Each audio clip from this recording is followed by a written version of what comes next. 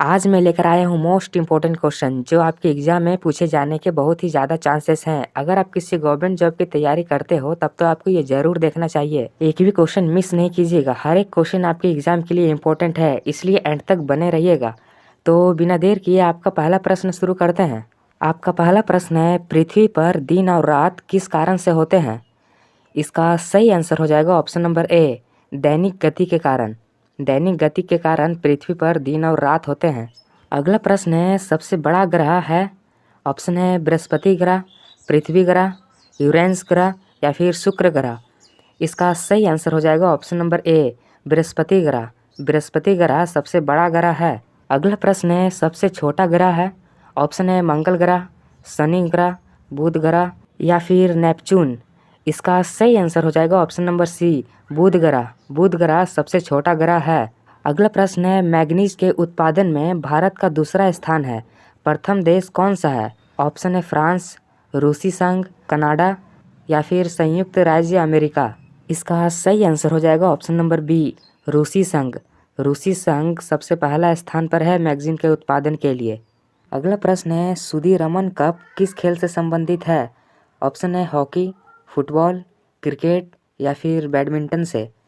इसका सही आंसर हो जाएगा ऑप्शन नंबर डी, बैडमिंटन से। सुदीरमन कप खेल बैडमिंटन से संबंधित है। अगला प्रश्न है, बाल विवाह की प्रथा कब आरंभ हुई थी? ऑप्शन है गुप्त काल में, कुषाण काल में, मौर्य काल में या फिर इनमें से कोई नहीं। इसका सही आंसर हो जाएगा ऑप्शन नंबर ए, गुप्त काल में। गुप्त काल में बाल विवाह की प्रथा आरंभ हुई थी। अगला प्रश्न है, सोने के सर्वाधिक सिक्के किस काल में जारी किए गए थे? ऑप्शन है गुप्त काल में, कुषाण काल में, मौर्य काल में या फिर हर्षवर्धन के काल में। इसका सही आंसर हो जाएगा ऑप्शन नंबर ए, गुप्त काल में। गुप्त काल में सोने के सर्वाधिक सिक्के जारी किए गए थे। अगला प्रश्न है, चमगादड़ निम्नलिखित में से किस वर्ग में रखा जाता है? इसका सही आंसर हो जाएगा ऑप्शन नंबर सी, स्तनधारी। चमगादड़ स्तनधारी वर्ग में रखा जाता है। अगला प्रश्न है, एंजाइम होते हैं? इसका सही आंसर हो जाएगा option number B, protein. Enzyme एक प्रकार के प्रोटीन होते हैं। अगला प्रश्न है, रिक्टर स्केल निम्नलिखित में से किसके मापन में प्रयुक्त होता है? ऑप्शन है वायु की गति में, शरीर का ताप में, भूकंप की तीव्रता में या फिर सागर की गहराई में। इसका सही आंसर हो जाएगा ऑप्शन नंबर सी, भूकंप की तीव्रता मापने में रिक्टर स्केल का प्रयोग किया जाता है। अगला प्रश्न है, गुप्त राजवंश किस लिए प्रसिद्ध था? इसका सही आंसर हो जाएगा ऑप्शन नंबर बी, कला एवं स्थापत्य के लिए प्रसिद्ध था। अगला प्रश्न है, गुप्त वंश का संस्थापक कौन था? इसका सही आंसर हो जाएगा option number A, Srigupta. Srigupta Gupta वंश का संस्थापक थे। अगला प्रश्न है, गुप्त शासकों की भाषा क्या थी? ऑप्शन है पाली, संस्कृत, हिंदी या फिर प्राकृत। इसका सही आंसर हो जाएगा ऑप्शन नंबर बी, संस्कृत। अगला प्रश्न है, डेविस कप किस खेल से संबंधित है? ऑप्शन है लॉन टेनिस से, हॉकी से, बैडमिंटन से या फिर टेबल टेनिस से। इसका सही आंसर हो जाएगा ऑप्शन नंबर ए, लॉन टेनिस से। डेविस कप खेल लॉन टेनिस से संबंधित है। अगला प्रश्न है, रॉबर्ट्स कप किस खेल से संबंधित है? ऑप्शन है हॉकी, फुटबॉल, लॉन टेनिस या फिर क्रिकेट। अगर चैनल पर नए हो तो सब्सक्राइब और एक लाइक ज़रूर कीजिएगा। मैं इसी तरह का इंपॉर्टेंट क्वेश्चन आपके लिए डेली लाता रहता हूँ आपकी तैयारी बेहतर करने के लिए, इसलिए चैनल को सब्सक्राइब ज़रूर कीजिएगा। इसका सही आंसर हो जाएगा ऑप्शन नंबर बी, फुटबॉल से। रॉबर्ट्स कप खेल फुटबॉल से संबंधित है। अगला प्रश्न है, पत्तियाँ हरी दिखाई देती है क्योंकि? ऑप्शन है हरे प्रकाश का अवशोषण करती है, हरे प्रकाश को परावर्तित करती है, हरे प्रकाश का अवशोषण और उसका परावर्तन भी करती है या फिर इनमें से कोई नहीं। इसका सही आंसर हो जाएगा ऑप्शन नंबर बी, हरे प्रकाश को परावर्तित करती है, इसलिए पत्तियां हरी दिखाई देती है। अगला प्रश्न है, मानव द्वारा सर्वप्रथम प्रयुक्त अनाज था? ऑप्शन है चावल, गेहूँ, बाजरा या फिर जौ। इसका सही आंसर हो जाएगा ऑप्शन नंबर ए, चावल। मानव द्वारा सर्वप्रथम प्रयुक्त अनाज चावल था। अगला प्रश्न है, गौतम बुद्ध ने अपना प्रथम उपदेश कहाँ दिया था? ऑप्शन है कुशीनगर में, बोधगया में, वैशाली में या फिर सारनाथ में। इसका सही आंसर हो जाएगा ऑप्शन नंबर डी, सारनाथ में गौतम बुद्ध ने अपनी प्रथम उपदेश दिया था। अगला प्रश्न है, थॉमस कप किस खेल से संबंधित है? ऑप्शन है लॉन टेनिस से, खो खो से, बैडमिंटन से या फिर टेबल टेनिस से। इसका सही आंसर हो जाएगा ऑप्शन नंबर सी, बैडमिंटन से। थॉमस कप खेल बैडमिंटन से संबंधित है। अगला प्रश्न है, निम्नलिखित में से किस पौधे में लेटेक्स नहीं पाया जाता है? ऑप्शन है पपीता के पेड़ में, बरगद के पेड़ में, आम के पेड़ में या फिर नीम के पेड़ में। इसका सही आंसर हो जाएगा ऑप्शन नंबर डी, नीम के पौधों में लेटेक्स नहीं पाया जाता है। अगला प्रश्न है, हृदय की धड़कनों को अंकित करने वाले उपकरण को कहते हैं? इसका सही आंसर हो जाएगा ऑप्शन नंबर ए, कार्डियोग्राफ। हृदय की धड़कन को अंकित करने वाले उपकरण को कार्डियोग्राफ कहते हैं। अगला प्रश्न है, वाहनों के इंजन को ठंडा करने वाले उपकरण यंत्र को क्या कहते हैं? इसका सही आंसर हो जाएगा ऑप्शन नंबर बी, रेडिएटर। वाहनों के इंजन को ठंडा करने वाले उपकरण को रेडिएटर कहते हैं। अगला प्रश्न है, निम्नलिखित में से कौन सा रोग सबसे घातक है? ऑप्शन है चेचक, पोलियो, मलेरिया या फिर एड्स। इसका सही आंसर हो जाएगा option number D, AIDS. AIDS रोग सबसे घातक रोग है। अगला प्रश्न है, अर्जुन अटवाल किस खेल से संबंधित है? इसका सही आंसर हो जाएगा ऑप्शन नंबर ए, गोल्फ से संबंधित है अर्जुन अटवाल। अगला प्रश्न है, सिद्धार्थ को ज्ञान की प्राप्ति कहाँ हुई थी? इसका सही आंसर हो जाएगा ऑप्शन नंबर बी, गया में। सिद्धार्थ को ज्ञान की प्राप्ति गया में हुई थी। अगला प्रश्न है, प्राकृतिक रबड़ को कठोर तथा उछालने योग्य बनाने के लिए किस पदार्थ को मिलाया जाता है? ऑप्शन है पेट्रोल की जेली को, सल्फ्यूरिक अम्ल को, गंधक को या फिर स्पंज को। इसका सही आंसर हो जाएगा ऑप्शन नंबर सी, गंधक को। प्राकृतिक रबड़ को कठोर तथा उछालने योग्य बनाने के लिए गंधक मिलाया जाता है। अगला प्रश्न है, किण्वन प्रक्रिया में निम्नलिखित में से किसका उत्पादन आवश्यक रूप में होता है? इसका सही आंसर हो जाएगा ऑप्शन नंबर ए, इथाइल अल्कोहल का। किण्वन प्रक्रिया में इथाइल अल्कोहल का आवश्यक रूप में उत्पादन होता है। अगला प्रश्न है, सोडियम को मिट्टी के तेल में क्यों रखा जाता है? इसका सही आंसर हो जाएगा ऑप्शन नंबर बी, हवा में इसका ऑक्सीकरण होने लगता है, इसलिए इसे मिट्टी के तेल में रखा जाता है। याद में रख लीजिएगा, मोस्ट इम्पोर्टेंट क्वेश्चन है। अगला प्रश्न है, बैटरी बनाने में किस अम्ल का उपयोग होता है? ऑप्शन है सल्फ्यूरिक अम्ल, नाइट्रिक अम्ल, हाइड्रोक्लोरिक अम्ल या फिर एसिटिक अम्ल। इसका सही आंसर हो जाएगा ऑप्शन नंबर ए, सल्फ्यूरिक अम्ल। बैटरी बनाने में सल्फ्यूरिक अम्ल का उपयोग होता है। आपके एग्जाम के लिए हर एक क्वेश्चन इंपॉर्टेंट है, इसलिए एंड तक बने रहिएगा, एक भी क्वेश्चन मिस नहीं कीजिएगा। अगर चैनल पर नए हो तो सब्सक्राइब और एक लाइक जरूर कीजिएगा। मैं इसी तरह का इंपॉर्टेंट क्वेश्चन आपके लिए डेली लाता रहता हूँ आपकी तैयारी बेहतर करने के लिए, इसलिए चैनल को सब्सक्राइब जरूर कीजिएगा।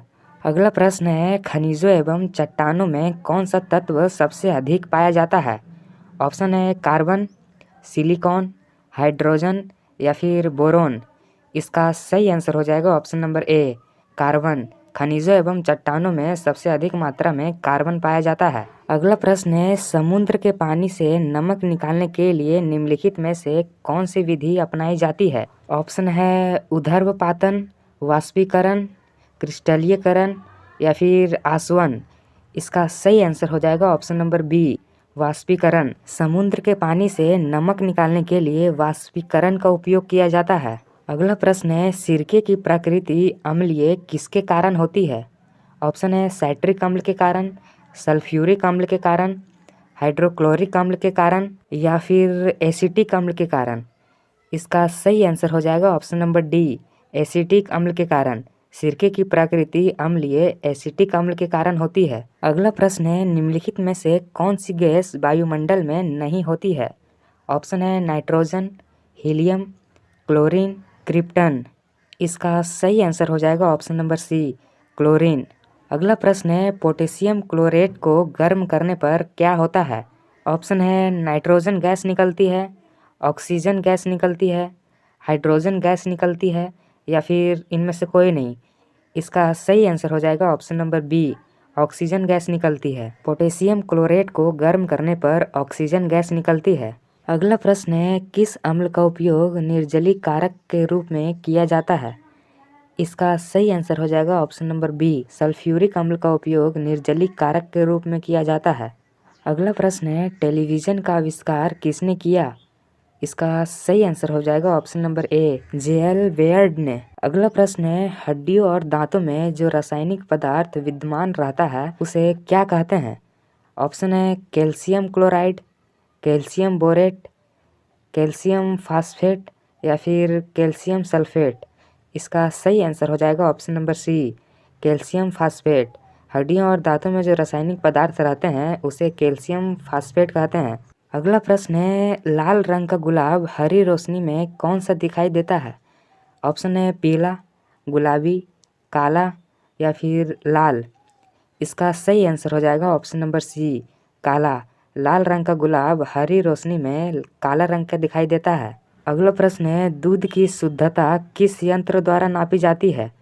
ऑप्शन है मैनोमीटर, हाइड्रोमीटर, लैक्टोमीटर या फिर फेदोमीटर। इसका सही आंसर हो जाएगा option number C, lactometer. Lactometer द्वारा दूध की शुद्धता को मापा जाता है।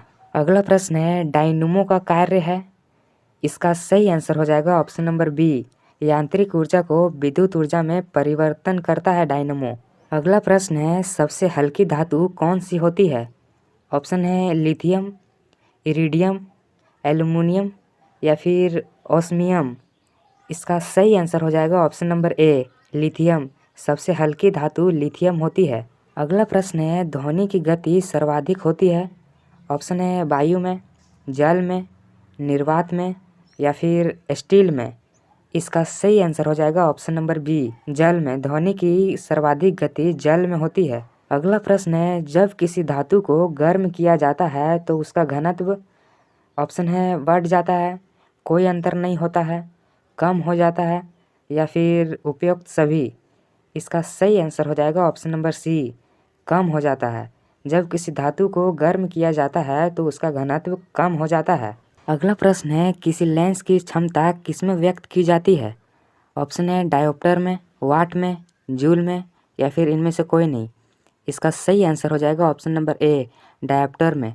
किसी लेंस की क्षमता डायोप्टर में व्यक्त की जाती है। अगला प्रश्न है, उत्प्रेरक एक पदार्थ है जो अभिक्रिया की दर बढ़ाता है, अभिक्रिया की दर घटाता है, अभिक्रिया की दर बदल लेता है या फिर अभिक्रिया में भाग नहीं लेता है। इसका सही आंसर हो जाएगा ऑप्शन नंबर सी, अभिक्रिया की दर बदल लेता है। अगला प्रश्न है, गैल्वेनोमीटर का उपयोग किया जाता है? ऑप्शन है विद्युत धारा ज्ञात करने में, प्रतिरोध मापने में, ऊंचाई मापने में या फिर कोणीय वेग मापने में। इसका सही आंसर हो जाएगा ऑप्शन नंबर ए, विद्युत धारा ज्ञात करने में गैल्वेनोमीटर का उपयोग किया जाता है। याद में रख लीजिएगा, आपके एग्जाम के लिए इंपॉर्टेंट क्वेश्चन हो सकते हैं। अगला प्रश्न है, लार की प्रकृति कैसी होती है? ऑप्शन है निष्प्रभावी, अम्लीय, क्षारीय या फिर उभयधर्मी। इसका सही आंसर हो जाएगा ऑप्शन नंबर बी, अम्लीय। लार की प्रकृति अम्लीय होती है। अगला प्रश्न है, दूध के दांत किस आयु तक गिर जाते हैं? ऑप्शन है 12 वर्ष तक, 14 वर्ष तक, 16 वर्ष तक या फिर 19 वर्ष तक। इसका सही आंसर हो जाएगा ऑप्शन नंबर सी, 16 वर्ष तक। हमारे जितने भी दूध के दांत होते हैं वह 16 साल तक आते आते सब खत्म हो जाते हैं। अगला प्रश्न है, दूध से दही जमाने में कौन से जीवाणु काम आते हैं? इसका सही आंसर हो जाएगा ऑप्शन नंबर ए, लैक्टोबैसिलस जीवाणु दूध से दही जमाने में काम आते हैं। अगला प्रश्न है, निम्नलिखित में से कौन ना तो तत्व है और ना ही यौगिक? ऑप्शन है जल, पारा, सोडियम क्लोराइड या फिर वायु। इसका सही आंसर हो जाएगा ऑप्शन नंबर डी, वायु। वायु ना तो तत्व है और ना ही यौगिक। अगला प्रश्न है, जेनेटिक कोड की खोज किसने की? इसका सही आंसर हो जाएगा option number B, Hargobind Khorana. Hargobind Khorana ने जेनेटिक कोड की खोज की थी। अगला प्रश्न है, शरीर में आयोडीन की कमी से कौन सी बीमारी होती है?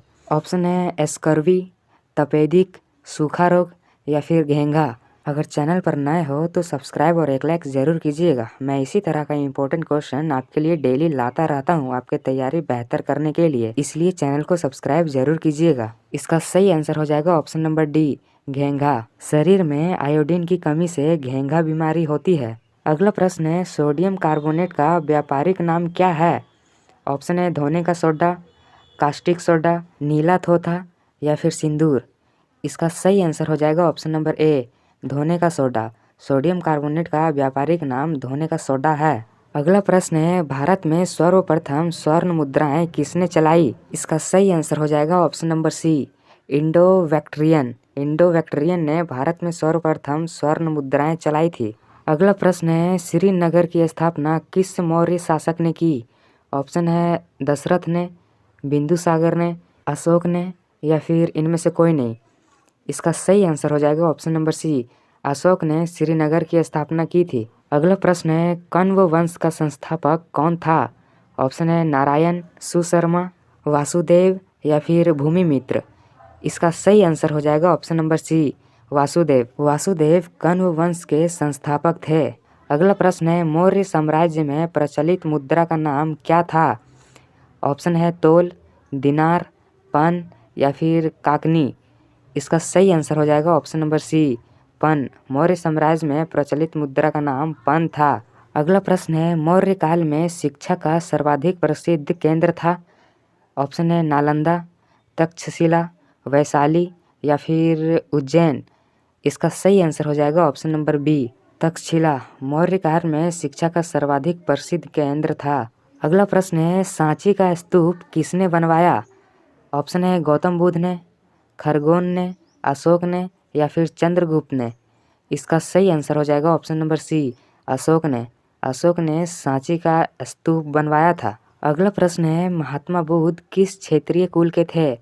इसका सही आंसर हो जाएगा ऑप्शन नंबर सी, शाक्य। महात्मा बुद्ध शाक्य क्षेत्रीय कुल के थे। अगला प्रश्न है, मौर्य साम्राज्य की स्थापना किसने की? इसका सही आंसर हो जाएगा ऑप्शन नंबर ए, चंद्रगुप्त मौर्य ने की थी मौर्य साम्राज्य की स्थापना। अगला प्रश्न है, निम्नलिखित में से प्राचीनतम राजवंश कौन सा है? ऑप्शन है कुषाण, मौर्य, गुप्त या फिर कण्व। इसका सही आंसर हो जाएगा option number B, Maurya. Maurya प्राचीनतम राजवंश है।